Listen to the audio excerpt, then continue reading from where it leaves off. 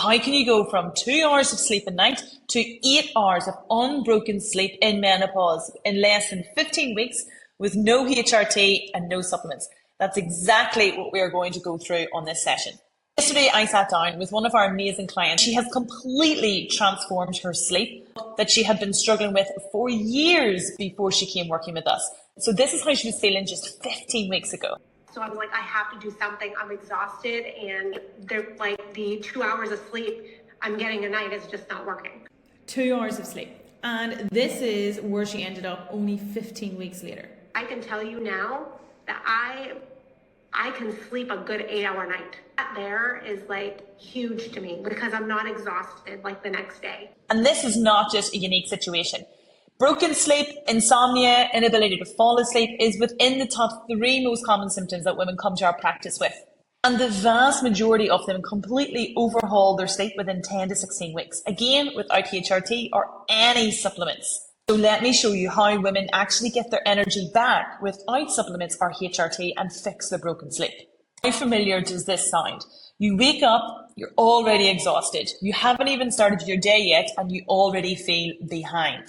You push through the morning, maybe with a coffee, maybe just forcing yourself to get going. And then by mid-afternoon, you've already hit a wall. Your energy drops, your focus goes, even small things start to feel harder than they should. And it's not just physical. It begins to affect your mood, your patience, your ability to cope with things that normally wouldn't have bothered you. Not being able to sleep in menopause is exhausting. A lot of the women who come to work with my team describe it as feeling like they're just getting through the day rather than actually living it. If you find yourself landed on this training, I'm going to assume that this is unfortunately how you're feeling. Let's tackle that. This isn't just a sleep problem. This is a recovery problem because sleep is where your body resets. It's when your body repairs. It's when muscle is actually created, something that a lot of women don't know. Muscle is not created in our workouts. It's actually built when we are in a deep sleep. And it's also where the vast majority of our hormone regulation occurs. Sleep is not just about sleeping. It's a cornerstone to our entire health. That's why when sleep is off, everything begins to feel harder. Your energy drops, your mood shifts, your body feels more reactive, your weight even becomes harder to manage. When we treat sleep in menopause correctly, we should see progress within a couple of weeks. So I've shown you one example of a client there who completely transformed her sleep within a matter of 15 weeks. But here's another client who's only in week 4. And she messaged us yesterday saying, I realized today I haven't had to take a nap in over 2 weeks and the fatigue has nearly been non-existent. Again, these aren't random situations. We see results like this time and time again with hundreds and hundreds of women because they follow our proper sleep protocol, i.e. the sleep framework. So in order to break down and treat sleep properly, the framework is very simple. We need to identify what is causing the sleep issue and then fix that. This is exactly what I'm going to walk through here now. So when we have sleep issues with women in general, unfortunately what we get time and time again is trying to throw a sleep aid at it. So whether this is like a sleeping aid that maybe your GP or your doctor is giving you, or even things that we see wellness influencers doing like sleep detoxes or magnesium supplements or the next, oh my gosh, you need to have this menopause product supplement, BS, i.e. some sort of sleep aid to then throw in on top. That's not effective treatment and protocol. And I'm sure the vast majority of people listening to this training have tried some version of that and are still unable to sleep. Remember Robin, who I showed you at the very start of this training? She had tried multiple sleep aids. Every time that she went back to her doctor, they just kept upping the dose of her sleep aid and she still wasn't able to sleep. By the time she came to work with us, she was on the highest possible dosage of sleep medication and was still only getting 2 hours of sleep a night. In order to properly treat sleep in menopause, we do not dump in a sleep aid on top. We need to figure out what is the root cause of the reason of sleep issues, and then we treat that. Now, we have done this thousands of times over. So, albeit not everybody will fall into these 5 categories, but these are the most common 5 reasons why we will see time and time again why clients are unable to fall asleep or stay asleep. So the things like the broken sleep, even things like night sweats, waking up feeling fatigued, and so on. So it's usually some form of gut health dysregulation, a weak pelvic floor, cortisol dysregulation, blood sugar imbalances, and nutrient deficiencies. I've explained exactly what these are in more detail over inside the Menopausal Lab. If you are watching this on YouTube and not inside the Menopausal Lab, the link to join the free Menopausal Lab is below. And inside of the course, you will see all of these explained in more detail as into why these disturb our sleep.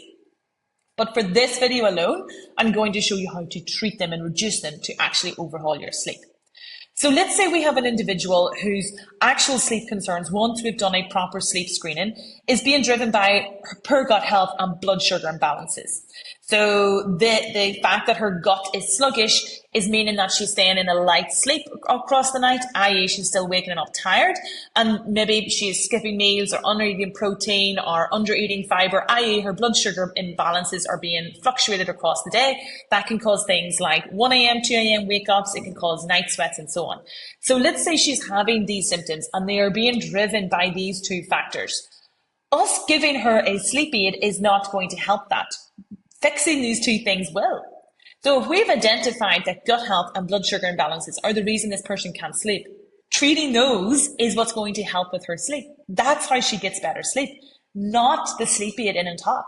The sleep aid in and top is not helping the gut health or the blood sugar imbalances. And if it's these two things that is causing that light sleep and the fatigue in the morning and the night sweats and the 1 a.m. and the 2 a.m.s, having a sleep aid in on top that does not tackle blood sugar imbalances or gut health is not going to help that situation at all. Attacking the situation and figuring out what is the issue and fixing that is the proper framework. So for a lot of women, we see cortisol is the issue, i.e. things like night sweats, random 1 a.m., 2 a.m. wake-ups, anxiety, waking up tired but wired. Those are the situations where we would point and look at cortisol and do deeper dives there. So this does not mean that you're too stressed. It doesn't mean that you need medication and more candles or anything on that end. It means that your stress response system is misfiring, and that changes everything when it comes to sleep, weight, energy, and even things like inflammation, gut dysregulation, bloating, and so on. Cortisol is not the enemy though, and this is something before we dive a little bit deeper into this that we really want to make clear, because despite what is being sold on social media, we actually need cortisol. Cortisol is a survival hormone. It helps wake you up, it helps regulate blood sugar, it helps support blood pressure, which is really important, and it controls inflammation in the right amounts. When we begin to lose estrogen, which is our main anti-inflammatory hormone in menopause, our body begins to produce more cortisol, which is needed. Estrogen helps regulate all of these things, like our blood sugar, blood pressure, inflammation, and so on.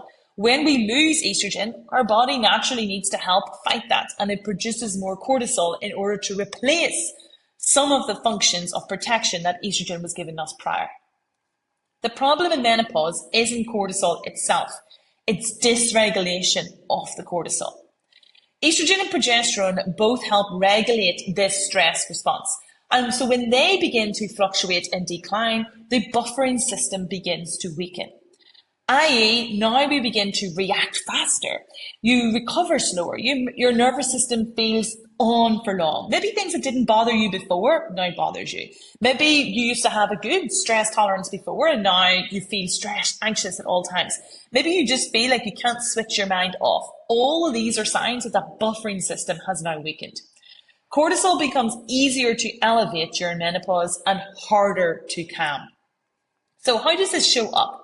When estrogen begins to decline and cortisol begins to naturally increase, this can show up in many different ways. So broken sleep is one of the most common ones. Those 1 a.m., 2 a.m., 3 a.m. wake-ups, waking wired but tired, morning fatigue, unexplained energy crashes throughout the day, anxiety spikes, stubborn abdominal weight, so that kind of man belly, and just always feeling on.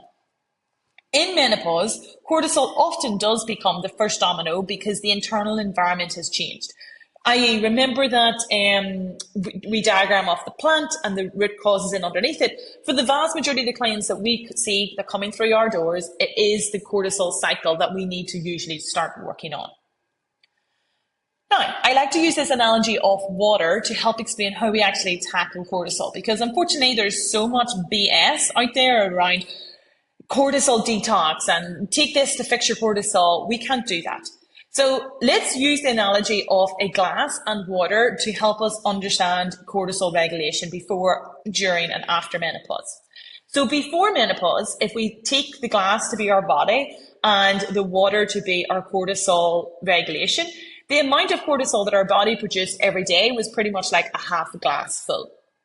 So when we did cortisol increasing activities, which is things like under eating, skipping protein, skipping meals, over exercising compared to how much you're eating, not doing any stress management, constantly working late at night, etc. So when we did these cortisol increasing activities, i.e. all of those things increase our spike or reaction of cortisol and increase cortisol production inside of our body. When we did these before menopause, we had room for this. So our body produced more cortisol, but our glass then just became full.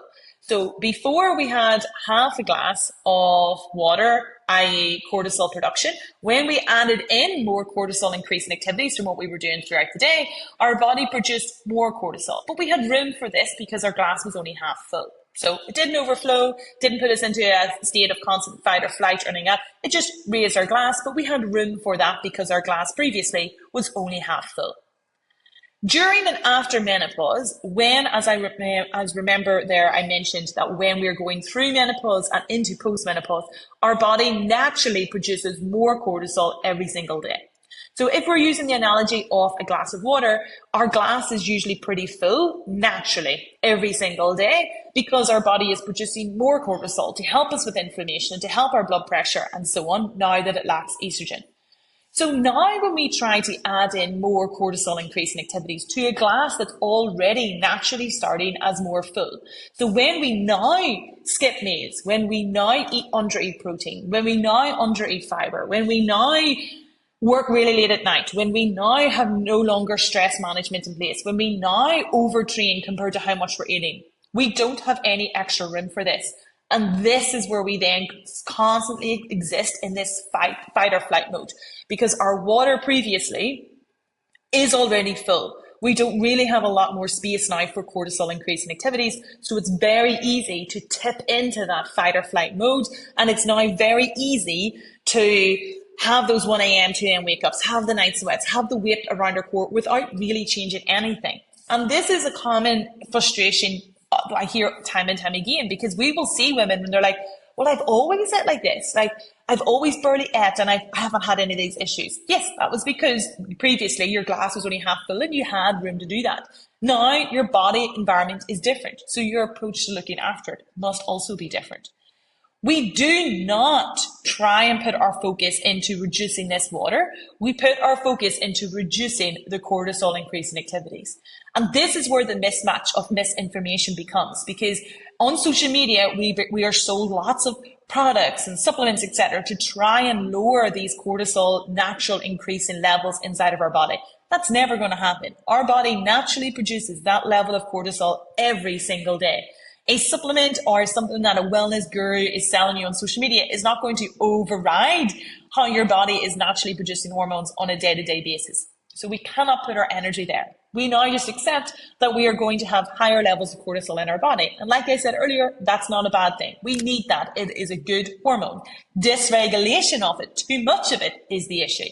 And what's causing us to be too much of it is the cortisol increasing activities. So we need to start by reducing these. So when cortisol shows up as a dominant domino, i.e. when we're looking at sleep, and that seems to be the biggest issue of what's causing sleep, we build a protocol differently for our client. And I want to show you a couple of examples here because it's critical to understand that lowering cortisol does not mean relax more.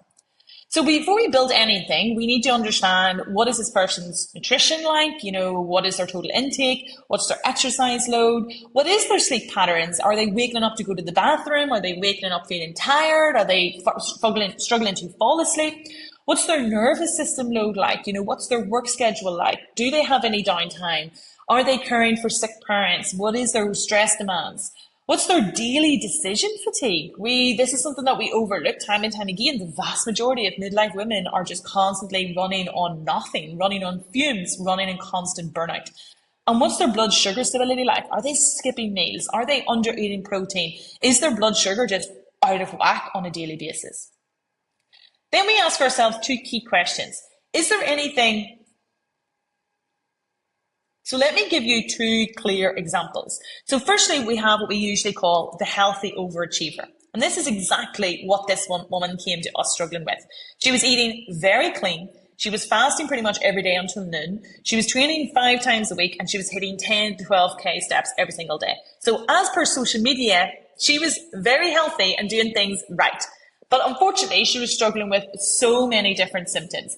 And this is where this kind of exhaustion becomes, because she felt like she was doing everything right, but yet she was still having 2 a.m. wake-ups. She was still waking up feeling fatigued. She was still struggling with a lot of belly fat gain. She was still having so many anxiety spikes across the day and huge energy afternoon crashes. On paper, she looked disciplined. In reality, she was chronically underfueled. Her cortisol was elevated from the fasting, big thing that we do not do with our clients, low carbohydrate intake, high exercise load compared to these two things, and poor recovery.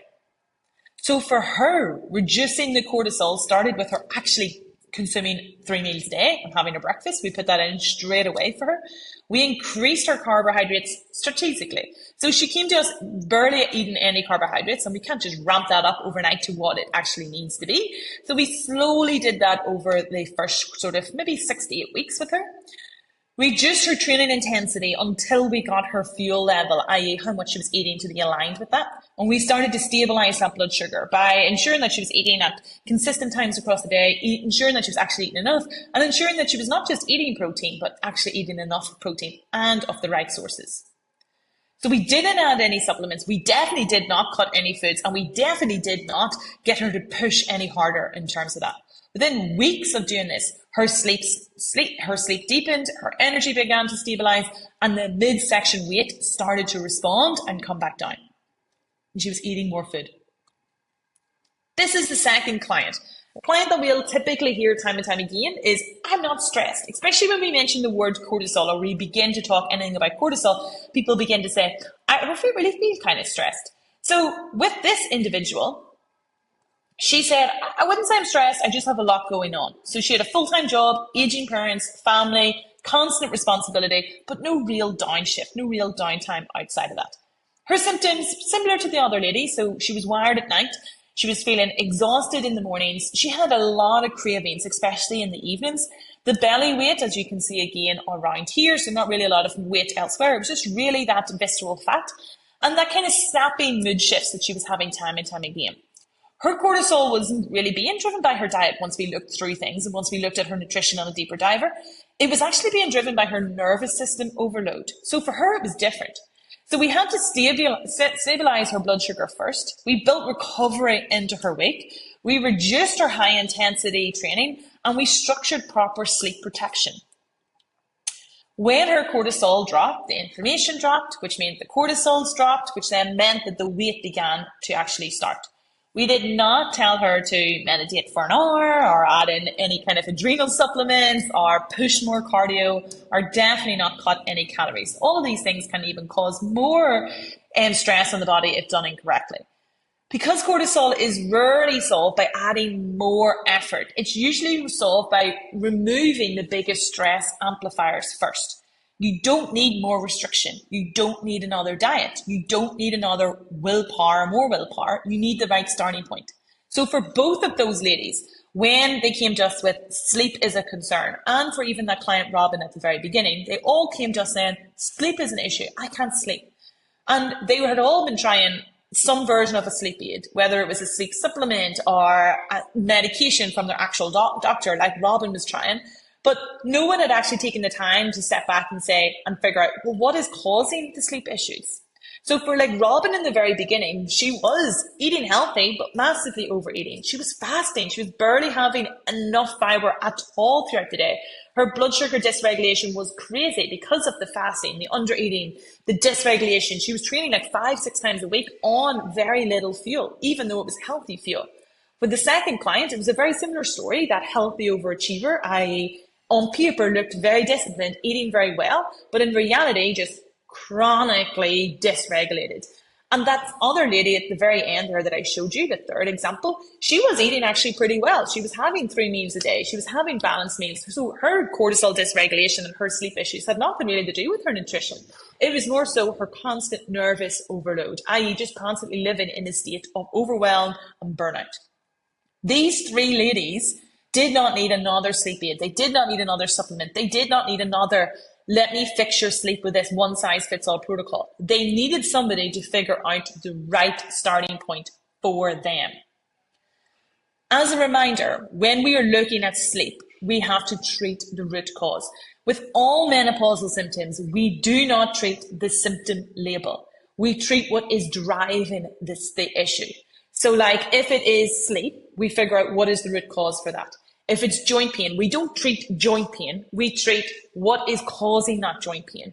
We don't treat bloating or constipation. We treat what's causing that. We don't treat weight gain. We treat what's causing weight issues in menopause, especially if it's visceral fat. That's not driven by calories in, calories out. That will be driven by things like blood sugar dysregulation, inflammation, sleep quality, gut microbiome.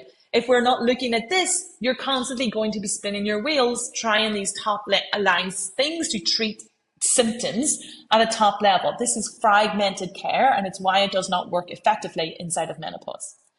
If you're ready to feel like you again, so if you're just fed up, feeling fed up, and fed up of feeling exhausted, message me the word ready. So if you're watching this inside of the Menopausal Lab, just message me ready inside of there. If you're watching this over on YouTube, just message me the word ready inside of Instagram. If you're ready to get off the hormonal roller coaster of menopause, and I will send you everything that you will need step by step to start feeling like you again. So comment, send me the word ready, and let's get you off that hormonal roller coaster.